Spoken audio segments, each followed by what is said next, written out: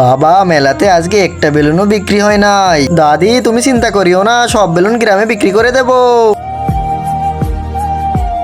এই দেখ মা, আমি তোর জন্য মেলা থেকে ঘোড়া নিয়ে এসেছি।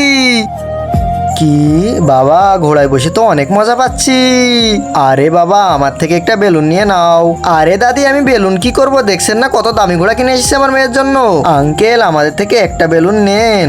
বাবা একটা দুইটা নাও, আমরা সকাল থেকে কিছু খাইনি, সবজি নিতে হবে। আরে বলছি তো বেলুন লাগবে না, এখান থেকে যান। চল বাবা। আরে মা তুই চিন্তা করিস না, তো সব দুঃখ দূর হয়ে যাবে। বাবা এই নেন। মা আমার ভেন্ডি লাগবে না, আমাকে 5,000 টাকা দাও। 5,000 টাকা? হ্যাঁ বাচ্চা, আমি এতক্ষণ কারো কাছে দাঁড়াইনি, তোমার জন্য দাঁড়াইছি এখানে। এই নেন টাকা। বন্ধুরা এরপর কি হয় সেটি দেখার আগে নিচের সাবস্ক্রাইব বাটনটা কেউ যদি সাবস্ক্রাইব করে দেয় তাহলে তার বাবা মা চিরকাল বেঁচে থাকবে। আর যারা ভিডিওতে লাইক করবে তাদের মনের আশা যেন পূরণ হয়, আর আমি দোয়া করে দিলাম। আরে দাদি, বেলুন নিয়ে আমরা কি করব? তোমার মেয়ে খেলবে, এত বড় হয়ে গেছে এখনো বেলুন নিয়ে খেলবে? দরকার নেই, আপনি যান। চুমকি এই ভেন্ডিগুলো খারাপ হয়ে গিয়েছে, নিয়ে যেয়ে ফেলে দে।